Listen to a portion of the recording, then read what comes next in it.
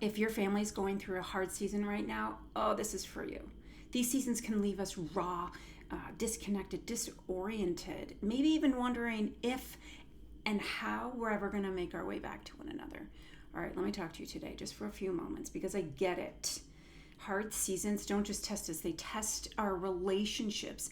And when we're triggered, I like to use the word activated, or when we're extremely tired, we all have our own version of self protection. So some of us wall off, some of us shut down or retreat, some of us walk or even storm away because it feels safer than what's really going on inside. But here's the thing. Those are survival responses. Those are from a previous life. So like a long time ago that you have adopted to help you feel safe. Okay? So they helped you at some time to self-protect. But here's the thing. They don't help us repair. So here's where relational recovery comes in. It starts when we begin to notice these little moments or bigger moments.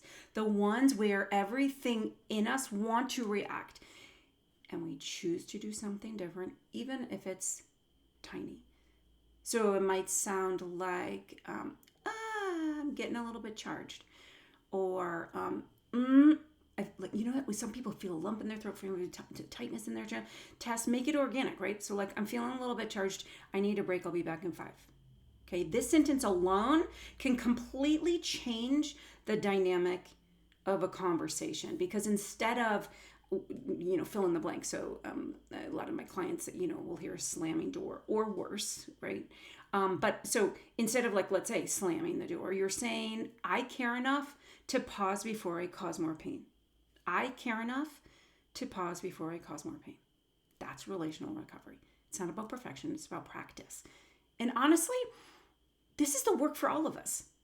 This isn't just the work for people who are going through, hard seasons or complicated seasons or relationships. This is the work for all of us. It's the slow rebuilding that happens after ruptures, big or small. And we're all human. So those are going to happen. It's the daily choosing to repair, to stay curious and try again. Sometimes it looks like an apology that took you 2 days to find the words for. That was me this week. 2 days. Sometimes it looks like reaching out even when you still feel a little raw. Sometimes it's just sitting quietly together, remembering that your love isn't gone. It's just a new way to be, a new way to breathe together. So I want you to hear this. If your family's been going through a hard season, we're all human. This is going to happen. I hardly know a family that hasn't been through a complicated season. Of course, there's a whole spectrum, right? But we're all human. And it means when we begin to really dive into relational recovery, it means we want the next layer of healing together. So when you practice this, when you start noticing your tender points, your activators, your triggers, choosing to respond instead of react, you're actually teaching everyone in the house and everyone you love what safety looks like. And emotional safety is it's the first ingredient for healing. Okay, so when you're creating new patterns, we can be messy and still come back to each other, right? This is teaching, again, emotional safety. So the next time you feel that wave of activation, a wave of, charge. I mean, you explain it, like you fill in the blanks, right? You feel it rise up. I want you to pause.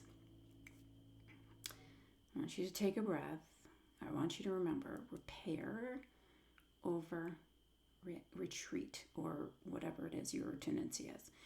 I want you to remember practice over perfection. I want you to remember growth over guilt because none of us feel good after we react like we don't want to.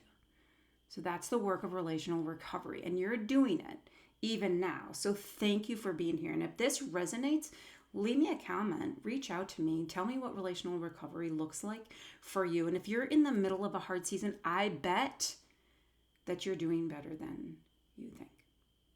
All right, see you next time.